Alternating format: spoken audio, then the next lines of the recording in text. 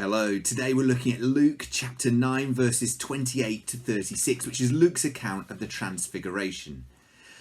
Now the Transfiguration is gloriously strange. It stands out even in the book of the Bible, which is full of strange and glorious events, as being particularly strange and glorious. It's a difficult thing to know exactly how to teach about because it's something we can't fully understand. We only can really get glimpses of what's going on. We can't get the full picture. But what I wanted to do today is I wanted to use this drawing board. And we're going to try and get down some of the glimpses about the Transfiguration and try and see how much of the picture we can understand. Now, if we're trying to see as much of the picture as we can, then we probably need to start with probably the most famous picture of the Transfiguration, that painted by Raphael. At the top we have Jesus, flanked by Moses and Elijah. In the middle we have Peter, John and James, and at the bottom we have a scene of disciples who gained the faith needed to heal a sick child when the light of the transfigured Jesus shines on them. It's good. It's really good. As a piece of art, it's phenomenal. But does it totally capture what's happening at the Transfiguration? No, I don't think it does. I don't picture the Transfiguration like this. So how would I picture it? Well, I can't. I can't fully see this picture in my mind. I have glimpses, but it's so strange that I can't put them together for you. So I've taken Luke's account of the Transfiguration and we are just going to glimpse at it. Just one word from each verse. The passage begins with the word after.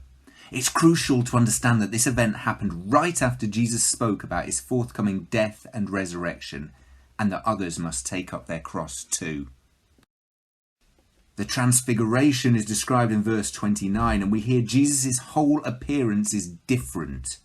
Those present aren't seeing the human Jesus, they are seeing the divine Jesus, something so different that it's hard to describe or visualize.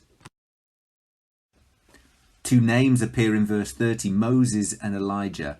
Now I could speak about how they represent the law and the prophets, but all we really need to know is that their lives were a mission, lived for God, and they were now in glory, which tells us Jesus has a mission that's going to end the same way. A picture of Moses' mission is evoked in verse 31, where we read the word Exodus. And we see how Jesus is on a journey to free all of God's people. And we are learning as much about the people as we are about the God as we journey with Jesus. Then we get a strange word, sleep. The disciples are struggling to keep their eyes open. I don't think that's because they're bored. It's because this is all too much to take. Now it's important to emphasize they were awake. This wasn't a dream, but it acts like one in so many ways. It's a brief moment which can't be repeated, but is a glimpse of something beyond this earthly life. In verse 33, Peter suggests he sets up 3 tents. This is fascinating. It shows how wrong we get things. Peter is acting like a human. He is trying to prolong the glimpse of the divine, trying to contain it, trying to make it something more human and less different. But God's dwelling that Moses would know all about comes down from above and surpasses anything that humans could ever build, and reminds us this isn't an experience humans can create, but something only God can create. The voice of God says, listen to him.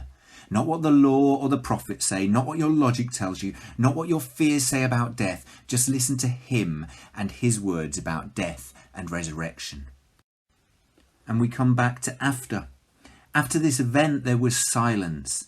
It takes some thinking about. It is hard to visualize how pain and death can lead to something glorious. But this whole strange event is meant to inspire us with hope and give us a vision. A vision like this. Because although I don't think Raphael quite got the full picture of the Transfiguration, I don't think that's important.